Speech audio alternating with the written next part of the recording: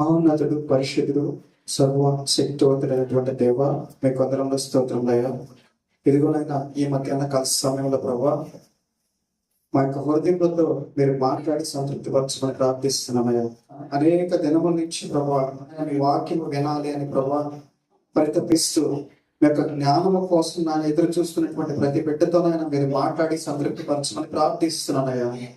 అంతేకాదు ప్రభా, మేము నాయన ఈ లోకంలో జీవిస్తున్నప్పుడు ప్రభు నాయన మీ వాక్యం ద్వారా బలము పొందుకొని, మీ వాక్యం ద్వారా శక్తి పొందుకొని, ఇదిగో అనేక రకాలైనటువంటి సమస్యల నుంచి పరిష్కారము పొందుకునేటకు నా దేవా, ఈ లోకంలోనైనా ఎలా జీవించాలో నేర్చుకునేటకు, ఈ లోకంలోనైనా ఏ విధంగా బ్రతకాలో నేర్చుకునేటకు మీ వాక్యము నాయన వెలుగై తోడైనదని నాయన ఇదిగో విశ్వసిస్తూ నజరేయుడైనటువంటి యేసు పరిశుద్ధ నామమున వేడుకుంటున్న నా ప్రియ పరలోకపు తండ్రి, ఆమేన్. మరి ఈరోజు మనము సామెతల గ్రంథము 8వ అధ్యాయము 21వ వచనం నుంచి ప్రారంభించుకుందాం. మరి ఒకసారి సామెతల గ్రంథము 8వ అధ్యాయం 21వ వచనం చదివి సహాయం చేయాల్సిందిగా మనం చేస్తున్నాం. నన్ను ప్రేమించు వారిని ఆస్తికర్తలుగా చేయుదును, వారి నిధులను నింపుదును. మళ్ళీ ఒకసారి చదువుకుందాం. నన్ను ప్రేమించు వారిని ఆస్తికర్తలుగా చేయుదును, వారి నిధులను నింపుదును. మరి సామెతల గ్రంథంలో ఈ మాటను మనము చూస్తూ ఉంటాం. ఈ 8వ అధ్యాయము మొదటిలో చూసినట్లయితే జ్ఞానము ఘోషించుచున్నది అనేటటువంటి ఈ పదం మనకి కనపడుతుంది. మరి ఇక్కడ కనుక బాగా ఆలోచించి తేలిపారి కనుక చూసినట్లయితే ఇక్కడ మాట్లాడేటటువంటి వ్యక్తి ఎవరయ్యా అంటే ప్రభు అయినటువంటి యేసుక్రీస్తు వారు అనేటటువంటి విషయము మనకి స్పష్టంగా అర్థమవుతుంది. మరి ఇక్కడ దేవుడు ఏమంటున్నాడంటే, నన్ను ప్రేమించే వారిని నేను ఆస్తికర్తలుగా చేయుదును, వారి నిధులను నింపుదును. ఏంటి దీనికి అర్థం? ఈరోజు ఇలాంటి వాక్య సందేశాలు మరి ప్రజలు దీనికి నిజమైనటువంటి అర్థం ఏంటో తెలుసుకోకుండా భూలోక సంబంధమైనటువంటి విషయాల గురించి దేవుడు మాట్లాడుతున్నాడా, మరి దీనిలో ఏదైనా పరమార్థం ఉందా అనేటటువంటి విషయాల గురించి ఆలోచించకుండా ముక్కుసూటిగా ముందుకు వెళ్ళిపోతూ ఉన్నారు. మరి దేవుడు ఇక్కడ మాట్లాడినటువంటి ఈ యొక్క వచనానికి అర్థం ఏంటి అనేటటువంటి విషయాన్ని ఈరోజు మనం ధ్యానం చేయాలి. మరి మరొకసారి చదువుతారా ఆ వచనాన్ని? నన్ను ప్రేమించు వారిని ఆస్తికర్తలుగా చేయను. 2 పార్ట్స్ ఉన్నాయి ఈ వచనంలో. ఆస్తికర్తలుగా చేయను మొదటి పార్ట్, రెండవ పార్ట్ వారి యొక్క నిధులను నింపుదును. మరి ఆస్తికర్తలుగా చేస్తాను నన్ను ప్రేమిస్తే అని మొదటి పార్టీ మాట్లాడుతున్నాడు. మరి మనం గనక ఈ ప్రపంచంలో గనక చూసినట్లయితే చాలా మంది ఆస్తికర్తలు, చాలా మంది డబ్బు ఉన్నటువంటి వారు, చాలా మంది ధనం ఉన్నటువంటి వారు, చాలా మంది వ్యాపారాలలో మునిగిపోయినటువంటి వారు, మరి చాలా మంది అనేక కంపెనీస్ కొనేసి రన్ చేసేటటువంటి వాళ్ళు, ఇలా మనకి ప్రపంచంలో కనుక చూసినట్లయితే ఇంకా అనేక మంది, మన దేశంలో కూడా చాలా మంది వీళ్ళకి ఒక వర్గీకరణ కూడా చేయడం జరుగుతూ ఉంటుంది. మరి టాప్ 1లో ఉండేవాళ్ళు, టాప్ 2లో ఉండేవాళ్ళు, టాప్ 3లో ఉండేవాళ్ళు. మరి ఈ ఆస్తి ఎవరికి ఎంత ఉంది అనేటటువంటి ఒక కొలమానంగా మన భారతదేశంలో ఉండేటటువంటి టాప్ వ్యాపారవేత్తలు, అలాగే ప్రపంచంలో టాప్ వ్యాపారవేత్తలు, ఇలా కనుక మనం చూసుకున్నట్లయితే మరి వీళ్ళందరూ ఆస్తికర్తలుగా ఉన్నారంటే దానికి కారణం వాళ్ళని దేవుడు ప్రేమిస్తున్నాడా అనే ఒక ప్రశ్న మనకి రావాలి ఖచ్చితంగా. ఎందుకంటే ఈ వచనంలో రాసి పెట్టబడినటువంటి వాక్యాన్ని కనుక మనము డైరెక్ట్ గా కనుక అర్థం చేసుకున్నట్లయితే ఏం అర్థం అవుతుంది మనకి? దేవుడు ప్రేమిస్తే ఏమవుతుంది? ఆస్తికర్తలు అయిపోతారు. మరి ఇప్పుడు ఉన్నటువంటి ఆస్తికర్తలందరూ కూడా దేవుడు ప్రేమించినటువంటి వాళ్ళ, ఇది ఒక ప్రశ్న మనం వేసుకోవాల్సినటువంటి అవసరం ఉంది. మరి దేవుడు నిజంగా ఆస్తిని గురించి మాట్లాడుతూ ఉన్నాడా, ధనాన్ని గురించి మాట్లాడుతూ ఉన్నాడా, వ్యాపారాల గురించి మాట్లాడుతూ ఉన్నాడా? మరి దేవుడు నిజంగా మనల్ని ఈ యొక్క భూలోకంలో అధిక ధన సంపన్నులుగా మార్చాలని ఆలోచిస్తూ ఉన్నాడా? ఇది ఒక ప్రశ్న ప్రతి ఒక్క వ్యక్తికి రావాలి. ఎందుకంటే ఆయన వాక్యాన్ని చదివినప్పుడు దాంట్లో ఉండేటటువంటి పరమార్థాన్ని గురించి ఆలోచించాల్సినటువంటి అవసరం ఉంది. ఆయన యొక్క వాక్యము సూటి అయినటువంటిది, ఖడ్గము లాంటిది. అది రెండంచులు కలిగినటువంటి ఖడ్గము లాంటి వాక్యం అది. మరి మనం కనుక దీని గురించి ధ్యానం చేయడానికి కనుక ప్రయత్నం చేస్తే, మరి ఒక్కసారి మనం మత్తయి సువార్త 19వ అధ్యాయం 16వ వచనం నుంచి కనుక చూసినట్లయితే ఇక్కడ ఒక చిన్న సందర్భం మనకు కనపడుతుంది. ఒకసారి చదివి సహాయం చేయాల్సిందిగా మనం చేస్తున్నాను. మత్తయి సువార్త 19వ అధ్యాయం 16వ వచనం నుంచి. ఇదిగో ఒకడు ఆయన యొద్దకు వచ్చి బోధకుడా, నిత్య జీవము పొందుటకు నేను ఏ మంచి కార్యము చేయవలనని ఆయన అడిగాను. అందుకైన మంచి కార్యం గురించి నన్ను ఎందుకు అడుగుచున్నావు? మంచివాడు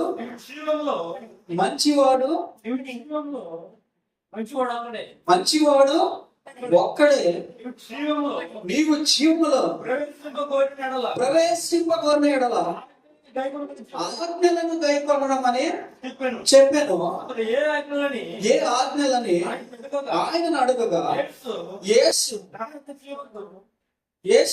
నరహత్య చేయవద్దు, వ్యభిచరింపవద్దు, దొంగిలవద్దు, అబద్ధ సాక్ష్యము పలకవద్దు, నీ తల్లిదండ్రులను సన్మానింపుము, నిన్ను వలె నీ పొరుగు వారిని ప్రేమింపమని అనునవే అని చెప్పాను.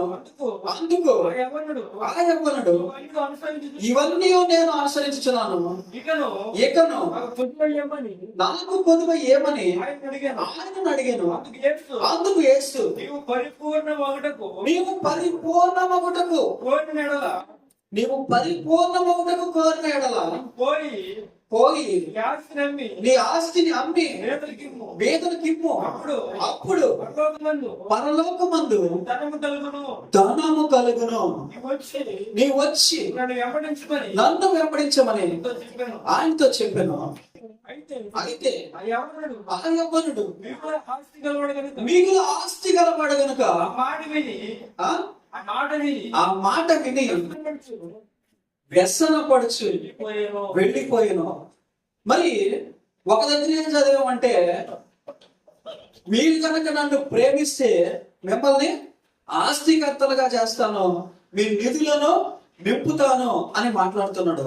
మరొక దగ్గరేమో ఏమన్నాడు, నీకు ఉన్నటువంటి ఆస్తిని అంతటిని అమ్మి పేదవాడికి ఇమ్ము, అప్పుడు నువ్వేమవుతావో పరిపూర్ణుడవుతావు, నిత్య జీవములోనికి ప్రవేశించినప్పుడు ఈ ధనమంతా కూడా నువ్వు మరలా తిరిగి పొందుకుంటావు అని మాట్లాడుతూ ఉన్నాడు. మరి నిజానికి దేవుడు ఆస్తికర్తలుగా చేస్తాడా, ఉన్నదంతా అమ్మేయమని చెప్తాడా?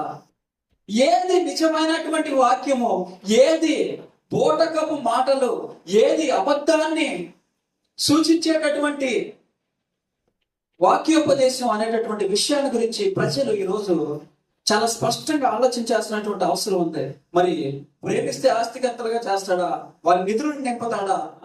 ప్రేమించినటువంటి వారిని మంచి పొజిషన్ లో తీసుకొచ్చి పెట్టి అందరికంటే ధనవంతులుగా మార్చేసి అందరికంటే పైకి తీసుకొచ్చేసి నెంబర్ 1 పొజిషన్ లో పెట్టి అందరికి ఇదిగో నన్ను ప్రేమించాడు కాబట్టి నేను ఈ మంచి పొజిషన్ లో ఇతను పెట్టాను, నన్ను ప్రేమించాడు కాబట్టి ఈ సంపద అంతా ఇతనికి ఇచ్చాను, నన్ను ప్రేమించాడు కాబట్టి ఈ వ్యాపారాలన్నీ ఆయనకి రాసిచ్చేసాను, నన్ను ప్రేమించాడు కాబట్టి ఈ బిల్డింగ్లన్నీ ఆయనకి ఇచ్చేసాను, నన్ను ప్రేమించాడు కాబట్టి ఆయన బ్యాంక్ బ్యాలెన్స్ అన్లిమిటెడ్ చేసేసానని చెప్తాడు ఆ దేవుడు. నిజం ఏది? మరి ఈ వాక్యానికి అర్థం ఏంటి అనేటటువంటి విషయాన్ని ఈరోజు మనము ధ్యానించాల్సినటువంటి అవసరం ఉంది.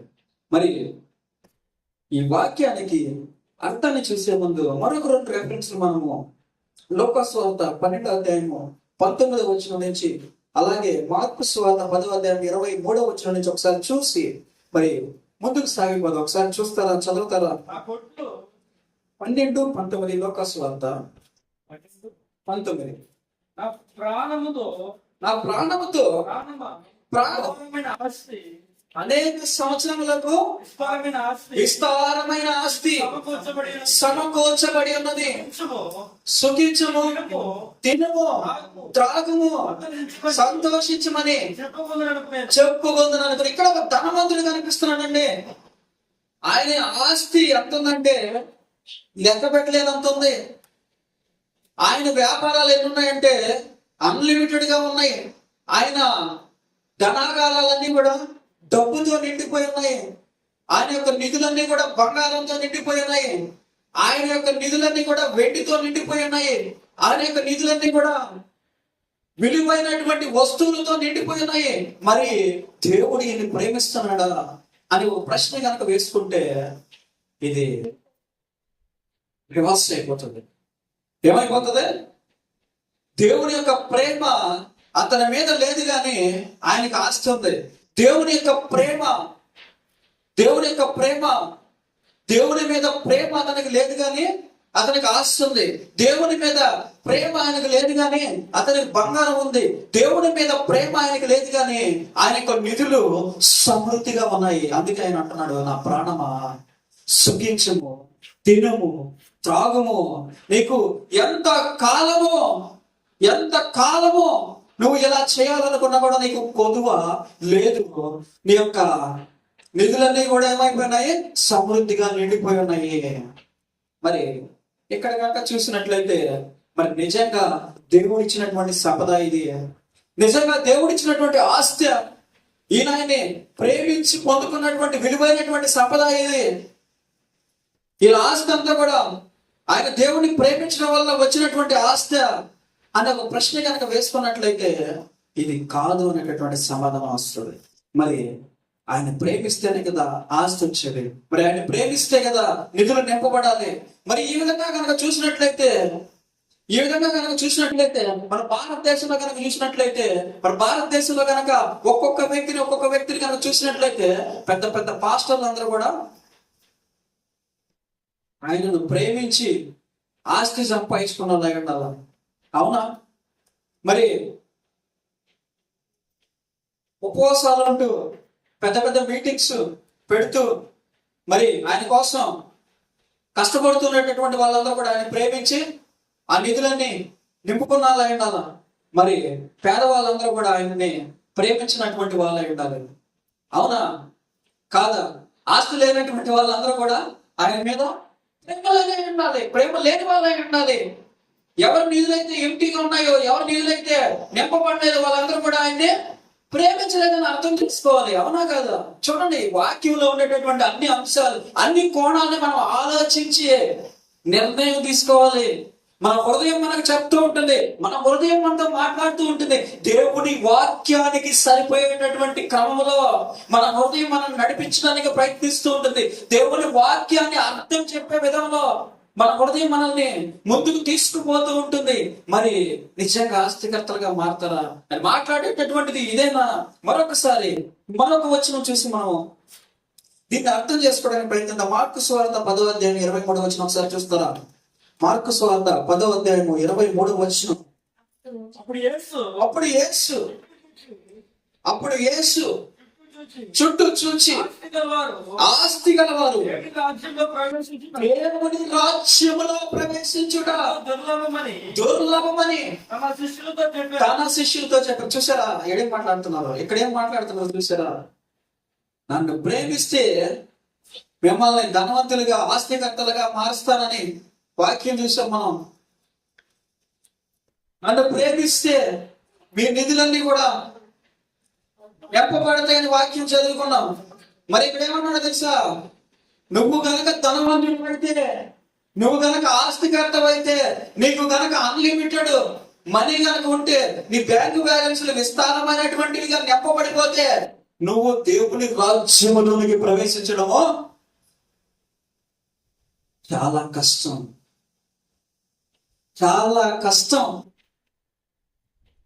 చాలా కష్టతరమైనటువంటిది. దుర్లభం అంటే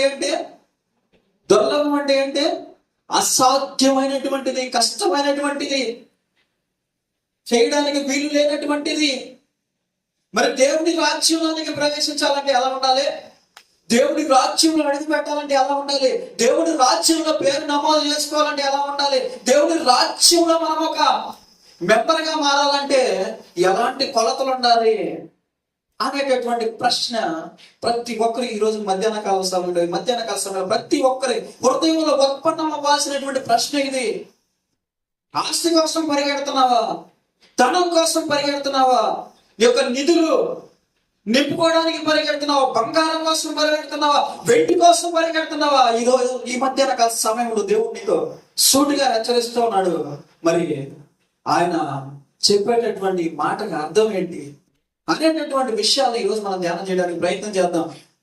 సామెతల గ్రంథం 11వ అధ్యాయము 4వ వచనం కనుక చూసినట్లయితే దేని గురించి ఇక్కడ దేవుడు మాట్లాడుతూ ఉన్నాడు అనేటటువంటి కొన్ని విషయాలు మనకి స్పష్టంగా తెలియపడతాయి. చూస్తారు ఒకసారి 11వ అధ్యాయం 4వ వచనం నుంచి. సామెతల గ్రంథం 11:4 నుంచి. ఉగ్రత దినమందు ఆస్తి అక్కరకు రాదు, నీతి మరణము నుంచి రక్షించు చాలు. నీ ఆస్తి ఉగ్రత దినమందు నీకు అక్కర రాదు. కరోనా వచ్చింది, అల్లకల్లం అయిపోయిన పరిస్థితి. పెద్ద పెద్ద రాజ్యాల్లో, చిన్న చిన్న రాజ్యాల్లో, మనుషులు దూరం లేనటువంటి ప్రదేశాల్లో, మనుషులు ప్రయాణం చేయనటువంటి ప్రదేశాలను వదలలేదు. డబ్బు ఉన్నటువంటి అధికారులను వదలలేదు. డబ్బు లేనటువంటి పేదవాడిని వదలలేదు. ప్రతి ఒక్కరిని తాగిపోయింది కరోనా వచ్చి. ఆ సమయంలో శవాలను పూడ్చిపెట్టడానికి కూడా స్థలం లేనటువంటి పరిస్థితి. ఆ సమయంలో వాళ్ళకు ఉన్నటువంటి డబ్బంతా తీసుకెళ్ళి ఆ హాస్పిటల్ ముందు కుప్పలుగా పడేసినటువంటి పిక్చర్స్ అండ్ వీడియోస్ అనేక మనకి నెట్టింట్లో వైరల్ అయినాయి. చూసారా? ఇదే మాట్లాడుతున్నాడు దేవుడు. ఆస్తి గురించి, సంపద గురించి నువ్వు ఏదైనా హృదయంలో నొచ్చుకుంటున్నావేమో, బాధపడుతున్నావేమో. డబ్బు లేనటువంటి పరిస్థితిలో నేను మిగిలిపోయాను, డబ్బు సంపాదించలేనటువంటి పరిస్థితిలోకి నేను వెళ్ళిపోయాను, నా బ్రతుకు ఏంటి, తర్వాత తరం వారి పరిస్థితి ఏంటి, తర్వాత తరం వారి జీవితం ఏంటి అనేటటువంటి ఆలోచన నీ హృదయంలో నిండిపోయిందేమో. ఈ మధ్యాహ్న సమయంలో దేవుడు సూటిగా మాట్లాడడానికి ప్రయత్నం చేస్తా ఉన్నాడు. ఉగ్రత దినమందు నీ ఆస్తి నీకు అక్కరకు రాదు. సంపాదించినటువంటి బంగారం నీకు అక్కరకు రాదు. సంపాదించినటువంటి వెండి, బిల్డింగ్స్, వ్యాపారాలు మొత్తం మూసివేయబడతాయి. పనికి రానటువంటి ప్రదేశంలో విసిలు వేయబడతాయి, పారివేయబడతాయి, నీ వద్ద నుంచి తొలగించబడతాయి. మరి నిన్ను కాపాడేది ఏంటో తెలుసా? ఏమన్నాడు? నేను కాపాడేటటువంటి నీతి మాత్రమే నిన్ను కాపాడను. ఉగ్రత దినమందు నిన్ను కాపాడేది, నిన్ను రక్షించేది దేవుని మీద నీకు ఉన్నటువంటి ప్రేమ, దేవుని మీద నీకు ఉన్నటువంటి భయము, దేవుని మీద నీకు ఉన్నటువంటి భక్తి, దేవుని మీద నీకు ఉన్నటువంటి ఆసక్తి. ఇదే మరి దేవుడు మాట్లాడేటటువంటి ఈ యొక్క సంపద ఏంటి? దేవుడు మాట్లాడేటటువంటి ఈ ఆస్తి ఏంటి? దేవుడు సామెతల గ్రంథం 8:21 ఇస్తానన్నటువంటి ఆస్తి ఏంటి? ఆయన నింపుతానన్నటువంటి ఆ యొక్క నిధులు ఏంటి? మరి చూద్దాం. కొలస్సీలకు రాసిన పత్రిక 2వ అధ్యాయం 3వ వచనం ఒకసారి చూస్తారా? కొలస్సీలకు రాసిన పత్రిక 2వ అధ్యాయం 3వ వచనం చాలా స్పష్టంగా ఉంటాయి దేవుని యొక్క మాటలు. అవి భూలోక సంబంధమైనటువంటివి కావు, అవి ఈ లోకానికి సంబంధించినటువంటివి కావు, అవి ఈ లోకంతో ముడిపడి ఉండేటటువంటివి కావు, అవి ఈ లోకంతో సాంగత్యము చేసేటటువంటివి కావు. కానీ పరలోక సంబంధమైనటువంటి విషయాలను గురించి ఆయన మాట్లాడుతూ ఉన్నాడు. కొలస్సీలకు రాసిన పత్రిక 2వ అధ్యాయం 3వ వచనం చదువుతారా ఒకసారి? మళ్ళీ ఒకసారి. బుద్ధి జ్ఞానముల సర్వ సంపదలు ఆయన గుప్తములైన. నువ్వు ఎతకడానికి ప్రయత్నం చేస్తున్నావేమో. ఏంటి సంపదని? నువ్వు ఈ సంపదల గురించి ఆలోచించి హృదయాల్లో ఈ సంపదను గురించినటువంటి ఆలోచనలతో నిండిపోయినాయేమో. ఈ సంపదలు ఏంటి, ఆయన ఇచ్చేటటువంటి సంపదలు ఏంటి అని ఆలోచిస్తున్నావేమో. అవి బుద్ధియు జ్ఞానమును, ఇవే నిన్ను కాపాడేటటువంటివి, ఉగ్రత దినములో నిన్ను రక్షించేటటువంటివి, ఉగ్రత దినములో నిన్ను నిలబెట్టేటటువంటివి, ఆయన రెక్కల కింద నిన్ను దాచేటటువంటివి ఇవే బుద్ధియు జ్ఞానము. ఉన్నాయా? ఈ సంపద పొందుకోలను మనం దేవుని యొక్క బుద్ధి జ్ఞానములు మనలో మిళితమై ఉన్నాయా? దేవుని యొక్క బుద్ధి జ్ఞానముల కోసం మనం పరిగెడుతున్నామా? దేవుని యొక్క బుద్ధి జ్ఞానమును మనము వెతుకుతున్నామా? దేవుని యొక్క బుద్ధి జ్ఞానమును మనము పొందుకొని ఉన్నామా అనేటటువంటి ప్రశ్న ఈ మధ్యాహ్న కాల సమయంలో ప్రతి ఒక్క హృదయంలో, ప్రతి ఒక్క మనస్సులో కూడా రావాల్సినటువంటి ప్రశ్న. మరి దేవుడు ఈ సంపదను, ఈ ఆస్తిని ఆయనను కనుక ప్రేమించినట్లయితే మనకు దయచేస్తానని చెప్తూ ఉన్నాడు. నన్ను ప్రేమించు వానికి నేను నా ఆస్తిని ఇస్తాను. ఆయన ఆస్తి ఏంటి? బుద్ధి జ్ఞానము. జ్ఞానము ఎంత విలువైనది! జ్ఞానము ఎంత విలువైనది! జ్ఞానము లేనటువంటి వాడు ఎంత మూర్ఖుడు! మూర్ఖుని యొక్క పరిస్థితి ఏంటి? జ్ఞానము కలిగినటువంటి వారి యొక్క పరిస్థితి ఏంటి? ఏం అవసరం లేదు, జ్ఞానం ఉంటే చాలు. ఏం అవసరం లేదు, జ్ఞానముతో ఏదైనా సంపాదించుకోవచ్చు, జ్ఞానముతో ఏదైనా పొందుకోవచ్చు, జ్ఞానముతో ఎక్కడి నుంచి అయినా బయటికి రావచ్చు. నేను తీసుకెళ్లి పాతాళంలోనికి వేసిన, నువ్వు అంతరిక్షం యొక్క అంచులకు వెళ్ళినా కూడా జ్ఞానము నేను తీసుకొచ్చి తిరిగి ఆయన యొక్క సన్నిధిలో నిలబెడుతుంది. మరి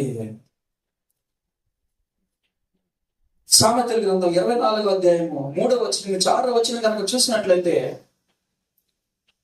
సామెతల గ్రంథం 24వ అధ్యాయము 3వ వచనం నుంచి 6వ వచనం వరకు కనుక చూసినట్లయితే అది సంపద ఏంటి? చూడండి, చదవండి. జ్ఞానము వలన ఇల్లు కట్టబడును, వివేచన వలన స్థిరపరచబడును, తెలివి చేత దాని గదులు విలువగల రమ్యమైన సర్వ సంపదలతో నింపబడును. నింపబడినటువంటి ప్రదేశము, నింపబడేటటువంటి ప్రదేశం, ఈ సంపదలు నింపబడేటటువంటి ప్రదేశం ఏంటో తెలుసా? నువ్వు కట్టుకున్నటువంటి ఇల్లు. ఎక్కడ కట్టుకున్న ఇల్లు? భూమి మీద కట్టుకున్నటువంటి ఇల్లు కాదు ఇది. భూమి మీద కట్టుకునేటటువంటి బిల్డింగ్ కాదు అది. దేని వల్ల కట్టబడింది ఇల్లు? జ్ఞానము వల్ల కట్టబడింది. కట్టబడినటువంటి ఇల్లు మీద అనేక తుఫానులు వచ్చినా, అనేక వరదలు వచ్చినా దాన్ని నాశనం చేయకుండా నువ్వు స్థిరపరచుకోవడానికి నీకు ఏం కావాలన్నాడు? వివేకము కావాలి. ఏం కావాలి? వివేకం కావాలి. వివేకం కావాలి. మరి ఈ జ్ఞానము, వివేకము అనేటటువంటి సర్వ సంపదలతో ఈ ఇల్లు నింపబడి ఉందా? స్థిరమైనటువంటి నీ నివాసము దేనితో నింపబడి ఉన్నది? స్థిరమైనటువంటి ఈ నివాసము ఆయన చెప్తున్నటువంటి నిధులతో నింపబడి ఉందా? మరి నింపబడాలంటే నువ్వు దేవుని ప్రేమించాలి. నువ్వు గనక నన్ను ప్రేమిస్తూ ఉంటే,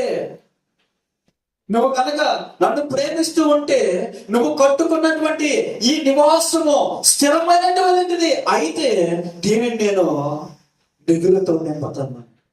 ఏ నిధులయ్యి? జ్ఞానము, వివేచన.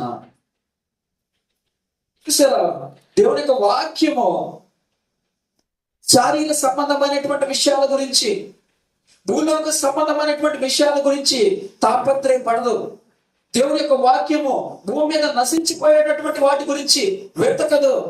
దేవుని యొక్క వాక్యము ఈ లోక సంబంధమైనటువంటి అశాశ్వతమైనటువంటి విషయాల గురించి బాధపడదు. దేవుని యొక్క వాక్యము ఈ లోకంలో నశించిపోయేటటువంటి వాటి గురించి వివరించదు. దేవుని యొక్క వాక్యము దేని గురించి వివరిస్తుంది అంటే శాశ్వతమైనటువంటి వాటి గురించి వివరిస్తుంది, పరిశుద్ధమైనటువంటి వాటి గురించి వివరిస్తుంది.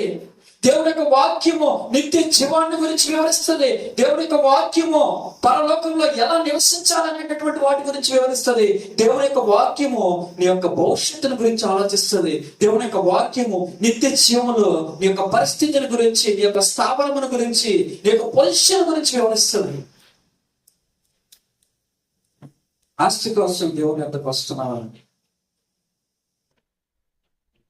నిధులను నింపుకోవడానికి దేవుని యొద్దకు వస్తున్నావా? నీ నిధులలో కొదువు ఉందని దేవుని యొద్దకు వచ్చి మొరపెడుతున్నావా? నీకు అక్కర ఏదై ఉన్నదో అది ముందుగా నన్ను ఎరిగి ఉన్నాడు. నీకు ఏది అవసరమో, ఏది ఎప్పుడు అవసరమైనదో, ఏ సమయంలో ఎలాంటి పరిస్థితిలోనికి నువ్వు వెళ్ళిపోబోతున్నావో, ఏ సమయంలో నీకు ఏది ఆయన సహాయం అందించాలని ఆయన యోచన చేస్తూ ఉన్నాడో అది నీకు అందించబడేటటువంటి సమయము ముందుగానే రాసి పెట్టబడినది. నువ్వు చేయవలసినటువంటిది ఒకటే, ప్రభువా నన్ను జ్ఞాపకం చేసుకో,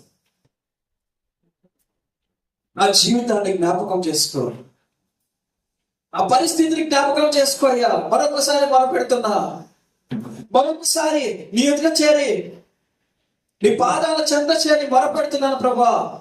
నా జీవితాన్ని మరొకసారి నీకు గుర్తు చేస్తున్నా. నా వయసు, నా సమయము నువ్వు ఎరిగి ఉన్నావయ్యా. నాకున్నటువంటి సమస్యలు నువ్వు ఎరిగి ఉన్నావు ప్రభా. నాకు ఈ పరిస్థితుల్లో ఏది అవసరమో నాకంటే బాగా నీకే తెలుసాయో. దేవుని నన్ను ప్రేమిస్తే ధన సంపదలు, దేవుని నన్ను ప్రేమిస్తే నిధులు నింపబడ్డం కాదండి. దేవుని ప్రేమిస్తే జ్ఞానము, దేవుని ప్రేమిస్తే వివేకము, దేవుని ప్రేమిస్తే ఆపదల, దేవుని ప్రేమిస్తే సత్యం అనేటటువంటి మార్గము తెరవబడము. ఇవి మరి కొన్ని రెఫరెన్స్ మనం బైబిల్ గ్రంథాల నుంచి చూద్దాము. ప్రసంగి గ్రంథం 5వ అధ్యాయము 11వ వచనం నుంచి 13వ వచనం కనుక చూసినట్లయితే, మరి దేవుని యొక్క నిధులేంటి, దేవుని యొక్క సంపద ఏంటి, దేవుడు ఇచ్చేటటువంటి ఆస్తి ఏంటి, దేవుడు మనకు దయచేసేటటువంటి గిఫ్ట్లు ఏంటి, నిజంగా భూలోక సంబంధమైనటువంటి వాటి గురించి పోరాడుతున్నావా? చదవండి. 5వ అధ్యాయము 11వ వచనం నుంచి 13వ వచనం వరకు. ఆస్తి ఎక్కువైన ఎడల దానిని భక్షించువారును ఎక్కువగుదురు. కన్నులారా చూచుటే గాక ఆస్తి పరునికి తన ఆస్తి వలన ప్రయోజనమేమి. చూసారా? చాలండి, చాలు. దేవుడు ఆస్తి ఇస్తాడనే, దేవుడు సంపదిస్తాడనే, దేవుడు బిల్డింగ్లు ఇస్తాడని, దేవుడు వ్యాపారాలు ఇస్తాడని, దేవుడు పొజిషన్లో పెట్టేస్తాడని, దేవుడు ఉన్నటువంటి ఈ జనాలందరికంటే కూడా ధనవంతులు చేసేస్తానని, సుఖంగా జీవించవచ్చని, సమృద్ధిగా బ్రతకచ్చని ప్రాణానికి చెప్పుకుంటున్నావేమో. జాగ్రత్త స్వామి. నీ ఆస్తి వల్ల నీకు ఏ ప్రయోజనం ఉన్నది? నీ ఆస్తి పెరిగే కొద్ది పైపెచ్చి నీకు శత్రువుల సంఖ్య కూడా పెరుగుతూ ఉంటుంది. దాన్ని తినేటటువంటి వారి సంఖ్య కూడా పెరుగుతూ ఉంటుంది. దాని గురించి ఆలోచన సమయం ఎక్కువ పెట్టాలి. దేవుడి మీద పెట్టేటటువంటి సమయం కంటే ఆ ఆస్తి మీద పెట్టేటటువంటి సమయము ఎక్కువైపోతుంది. అందుకే అంటున్నాడు, ధనవంతుడు దేవుని రాజ్యములో ప్రవేశించుట ధన్యము. నీ ఆస్తి అంతా అమ్మి నువ్వు పేదవానికి ఇచ్చి నీవు నన్ను వెంబడించము. ప్రభువా, నేను అన్ని చేస్తున్నాను, నా పొరుగు వారిని ప్రేమిస్తున్నాను, తల్లిదండ్రులను సన్మానిస్తూ ఉన్నాను, ఇదిగో నువ్వు చెప్పినటువంటి ఆజ్ఞలన్నీ కూడా నాలో జరుగుతూ ఉన్నాయ్యా. నేను ఇంకేమి చేయాలి? ఇంకేం చేయాలి? నా జీవితంలో ఇంకేం లోటు ఉంది? నా జీవితంలో సరిచేసుకోవాల్సినటువంటి ఇంకేముంది? ఈ మధ్యాహ్నం కలిసినంలో దేవుడు అంటున్నాడు, నీకు ఏది అవసరమో దానికోసం ప్రార్థించు. నీకు ప్రస్తుత సిచ్యువేషన్స్ లో, ఈ సిచ్యువేషన్ లో ఆరోగ్యం అవసరమా? ప్రార్థించు, స్వస్థపరచు. ప్రభువా నేను చెట్టు కింద బ్రతుకుతున్నానయ్యా, నీడ లేనటువంటి ప్రదేశంలో ఉన్నానయ్యా, దేశ నెమ్మదిగా ఉన్నానయ్యా, నివాసము లేనటువంటి వాడిగా ఉన్నానయ్యా, ప్రార్థించు. నీకు చక్కని ఇల్లు దయచేయడానికి ఆయన సిద్ధంగా ఉన్నాడు. ప్రభువా సోమరితనంతో నిండిపోయి ఉన్నానయ్యా, పని మాట లేనటువంటి పరిస్థితుల్లో తిరుగుతున్నానయ్యా, ఒక మంచి ఉద్యోగాన్ని ఇస్తే కష్టపడి సంపాదించాలనేటటువంటి ఆలోచన నా హృదయంలో ఉందయ్యా, సహాయం దయచేయి. నేను కష్టపడాలనుకుంటున్నాను ప్రభా, ఆ కష్టానికి తగినటువంటి ప్రతిఫలం రావట్లేదయ్యా. ఇదిగో నేను ఉదయం నుంచి సాయంత్రం వరకు శ్రమించినప్పటికీ నాకు లాభం దొరకడం లేదయ్యా, సహాయం అందించు ప్రభా. అప్పులు పాలైపోయినాను ప్రభా, నన్ను ఒకసారి జ్ఞాపకం చేసుకో. నా అప్పులన్నీ కూడా నువ్వు ఎరిగి ఉన్నావయ్యా. ఏ ప్రాంతంలో నేను నివసిస్తున్నాను ఆ ప్రాంతం అంతా కూడా నేను వేధించబడుతున్నాను అప్పుల సమస్యలతో. ఇదిగో ప్రతి రోజు కూడా నేను అవమానాలతో నిండిపోతున్నాను ప్రభా, జ్ఞాపకం చేసుకో. ఎస్, నువ్వు అడిగేటటువంటి సమస్య, నువ్వు అడిగేటటువంటి కోరిక నమ్మదగినది, న్యాయమైనది, దేవుడు అంగీకరించడానికి వీలైనటువంటిది, కష్టానికి తగినటువంటి ప్రతిఫలం. మరి కీర్తన గ్రంథం 119వ అధ్యాయము 72వ వచనం కనుక చూసినట్లయితే దేవుడి వాక్యం స్పష్టమైనటువంటి విషయాల గురించి మనకు తెలియపరుస్తూ ఉన్నది. దేవుడి వాక్యము మన హృదయాలను విప్పి న్యాయమైనటువంటి మార్గమును చూపిస్తూ ఉంది. 119వ కీర్తన 72వ వచనం, వేల కొలది వెండి బంగారము నాణ్యముల కంటే ఏ శాస్త్రం అంటావు? ధర్మశాస్త్రం. ధర్మశాస్త్రాన్ని ధ్యానించు, బంగారం వెంట పరిగెత్తగాకు. ధర్మశాస్త్రాన్ని ధ్యానించు, వెండి వెంట పరిగెత్తగాకు. ధర్మశాస్త్రాన్ని ధ్యానించు, నాణ్యముల కంటే, బంగారు కంటే, వెండి కంటే, ఈ లోకంలో ఉండేటటువంటి విలువైనటువంటి సంపద కంటే విలువైనటువంటిది ధర్మశాస్త్రం, వాక్యము, దేవుని మాట, దేవుని నోట నుంచి వచ్చేటటువంటి మాట.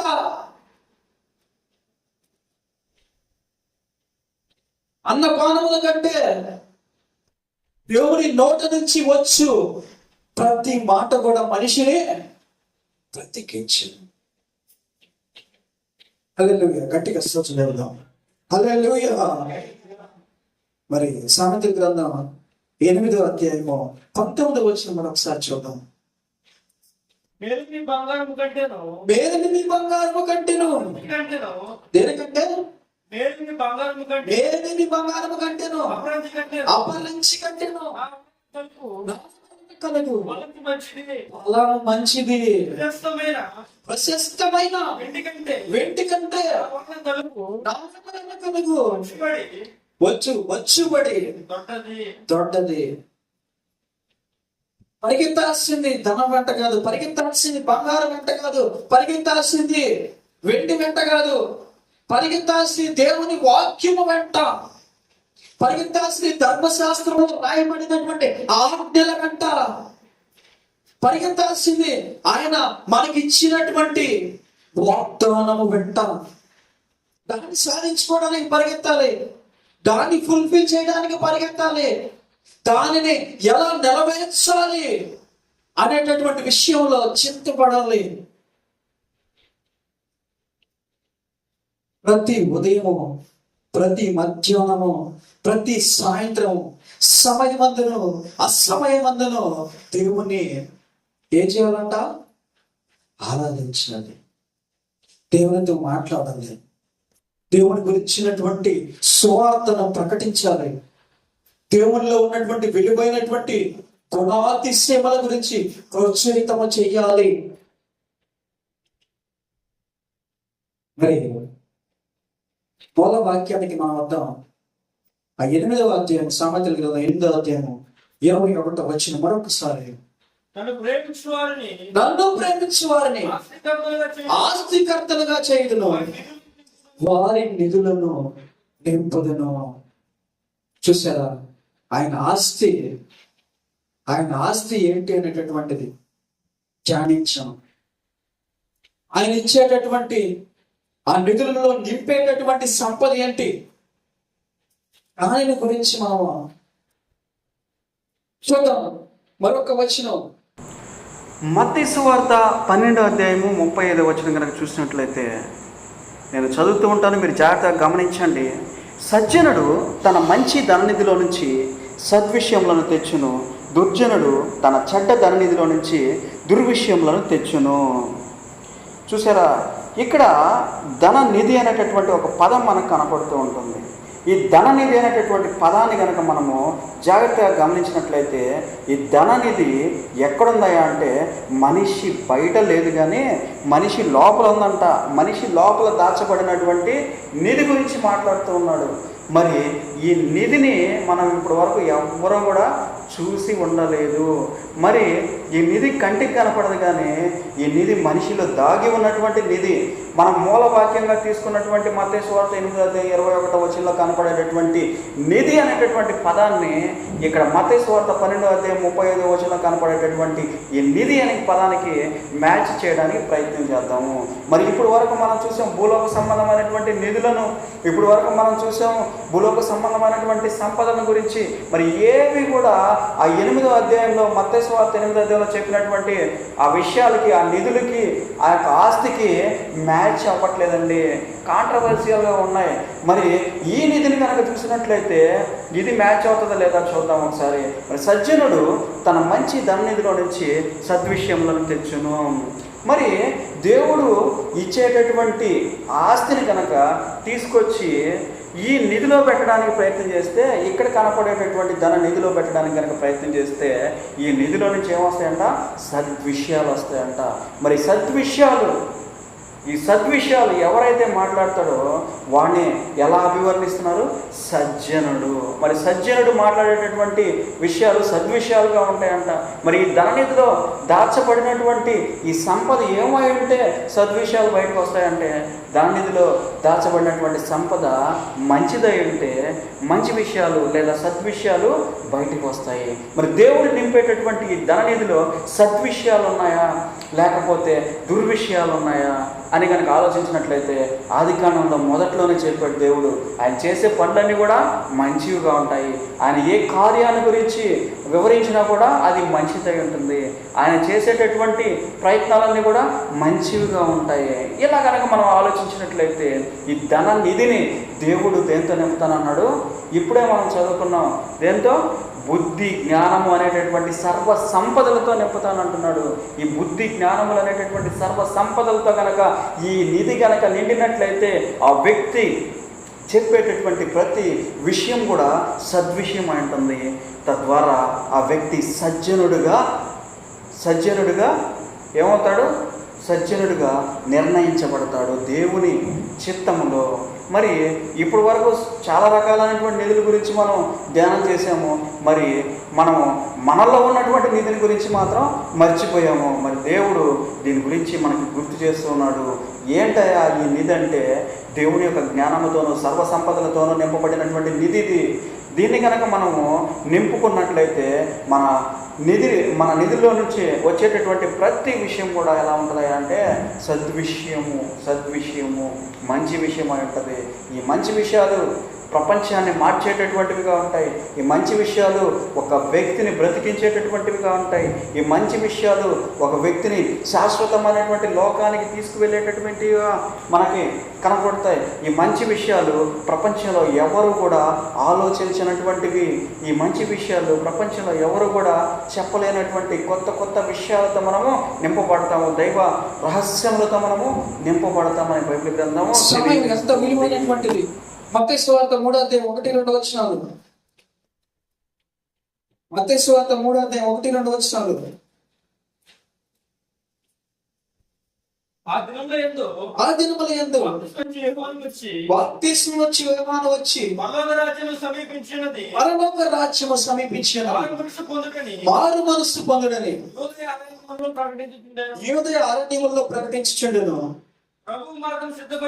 ప్రభువు మార్గము సిద్ధపరచుడి, ఆయన త్రోవలను సరళము చేయుడి, అరణ్యములో కేకలు వేయు ఒకరి శబ్దము. ఇక్కడ కనుక చూసినట్లయితే సమయం ఏమైందంట?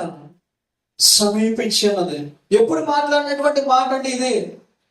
2000 సంవత్సరాల క్రితము మాట్లాడినటువంటి మాట.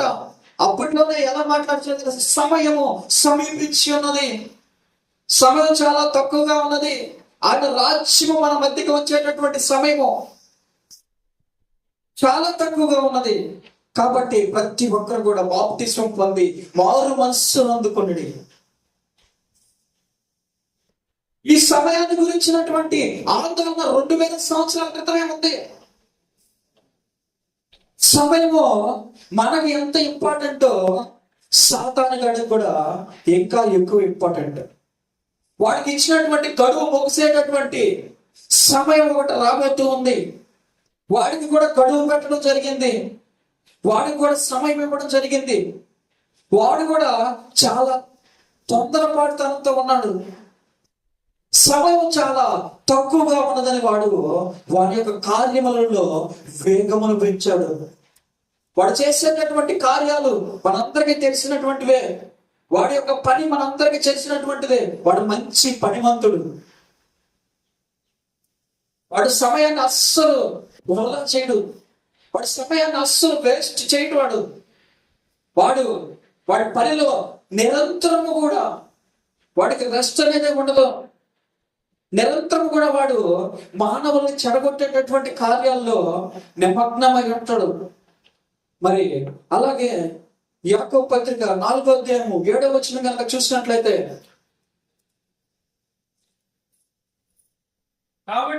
కాబట్టి దేవునికి లోబడి ఉండండి, అపవాదిని ఎదిరించుడి, అప్పుడు వాడి మీ యొద్ద నుండి పారిపోవును.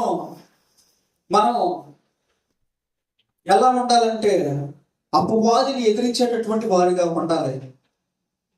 వాడి సమయము చాలా తక్కువ ఉందని వేగంగా కార్యములు చేయడానికి, వేగంగా వారి యొక్క పనిని ముగించడానికి మన యొద్దకు వస్తూనే ఉన్నాడు. వాడు ముఖ్యంగా ఇన్వాల్వ్ అయ్యేటటువంటి విషయం ఏంటంటే దేవుని వాక్యాన్ని మార్చేయడం, దేవుని వాక్యాన్ని తారుమారు చేయడం, దేవుని వాక్యాన్ని అబద్ధ బోధగా మార్చేయడము, దేవుని వాక్యములు చిక్కుముడులు పెట్టడం, దేవుని వాక్యాన్ని వాడికి అనుగుణంగా మార్చుకోవడం, భూలకు సంబంధమైనటువంటి విషయాల గురించి వాడు చింతపడేలాగా దేవుని వాక్యాన్ని మలుపు తిప్పడం వాడు చేసేటటువంటి కార్యం. మరి దేవుని వాక్యాన్ని బోధించేటటువంటి వారు చాలా జాగ్రత్తగా ఉండాలండి. దేవుని వాక్యాన్ని గురించి అర్థం చేసుకునేటటువంటి వాళ్ళు చాలా జాగ్రత్తగా ఉండాలి. మనం విన్నాం వాక్యాన్ని, ఆస్తికర్తలుగా మారుస్తారు. ఇదే స్వార్థ ప్రకటించబడుతోందండి ఈ రాజ్యంలో. ఇదే స్వార్థ ప్రకటించబడుతుంది. దేవుని దగ్గరకు వస్తే నీకు ఆస్తులు వస్తాయి, దేవుని దగ్గరకు వస్తే నీకు డబ్బులు వస్తాయి, దేవుని దగ్గరికి వస్తే బంగారం వస్తుంది, దేవుని దగ్గరికి వస్తే వెండి వస్తుంది, నీకు జ్ఞానం వస్తుందని ప్రకటించు. నిత్య రాజ్యము జీవము నీవని ప్రకటించు. జనాల్ని మోసగించేటటువంటి వాళ్ళు, దేవునికి ఇష్టలయ్యి ఈ లోకంలో అల్లాడచ్చు నిన్ను నేనలేని పరిస్థితిలో ఉన్నటువంటి వాళ్ళు అనేక మంది ఉన్నారు. వాళ్ళ గురించి దేవుడు చెప్పేటటువంటి సాక్ష్యం అంటే తెలుసా? ఈ వ్యక్తి నన్ను ప్రేమిస్తున్నాడు, ఈ వ్యక్తిని నేను ప్రేమిస్తున్నాను, ఈ వ్యక్తిలో నేను నివసిస్తున్నాను. చూస్తారు, మనం చదివాము. ధనవంతుడు లాజరు. లాజరు యొక్క పరిస్థితి ఎలా ఉంది? ఈ లోకంలో ఇల్లు లేదు, నివసించడానికి, తినడానికి తిండి లేదు, ఆరోగ్యం లేదు, కురుపులతో నింపబడి నిత్యము కూడా ఎలా ఉన్నాడు? పరిస్థితి ఎలా ఉంది? దుర్భరమైనటువంటి పరిస్థితి. బల్ల మీద నుంచి కింద పడేటటువంటి మొక్కల కోసం ఎదురు చూసేటటువంటి పరిస్థితి. కుక్కలు నాగుతున్నాయి పొట్లు. మరి ఆ వ్యక్తిని దేవుడు ప్రేమిస్తున్నాడు. ఈ మధ్యాహ్న కాల సమయంలో నా ప్రియ సహోదరి సహోదరుడు మన పరిస్థితి కూడా ఇలా ఉందేమో వెనకడుగు వేయాలనుకుంటున్నాను. నేను దేవుడిని ప్రేమిస్తున్నాను. దేవుడు నీ గురించి ఆలోచిస్తూ ఉన్నాడు. దేవుడు నీ కోసం పరలోకంలో ఒక రాజ్యాన్ని నిర్ణయించి అన్నాడు. దేవుడు నీ కోసం పరలోకంలో ఒక గృహమును ఏర్పాటు చేసి ఉన్నాడు. దేవుడు ఈ మధ్యాహ్న కాల సమయంలో నీ యొక్క భవిష్యత్తు గురించి పునాదులు వేసి వాటి గురించి నీకు తెలియపరచడానికి సిద్ధంగా ఉన్నాడు.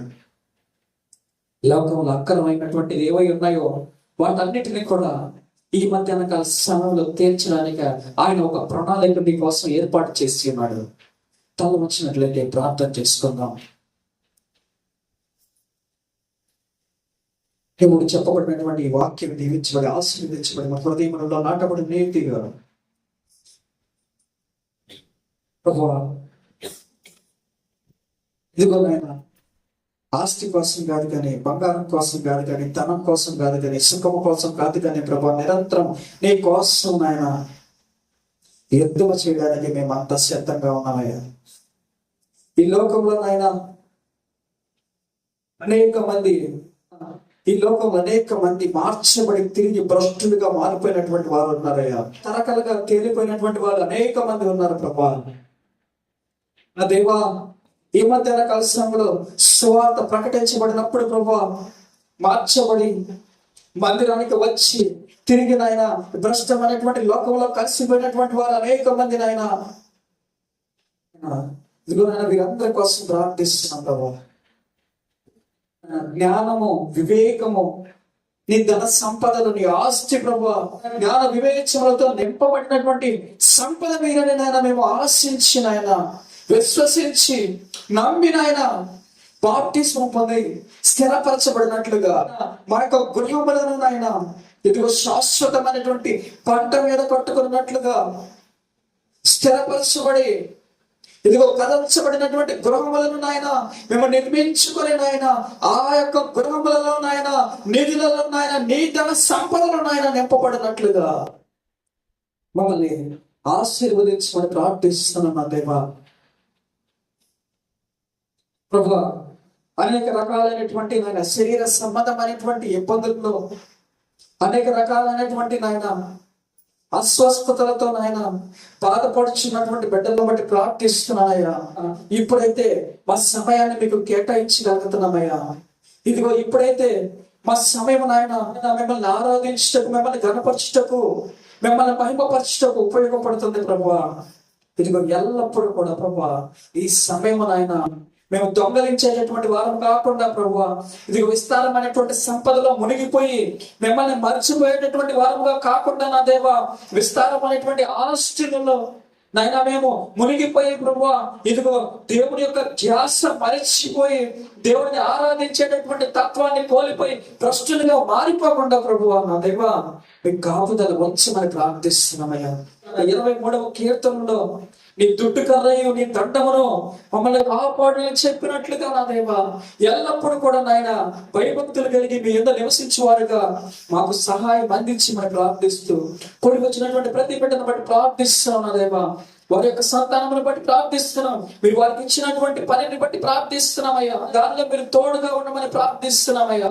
దానిలో మీరు ఆశీర్వదించమని, కష్టానికి తగినటువంటి ఫలితమును నిలబడినట్లుగా సహాయం దయచేయమని ప్రార్థిస్తూ, నజరేయుడైనటువంటి యేసు పరిశుద్ధ నామములో వేడుకున్నాను నా ప్రియ పరలోకపు తండ్రి. ఆమేన్.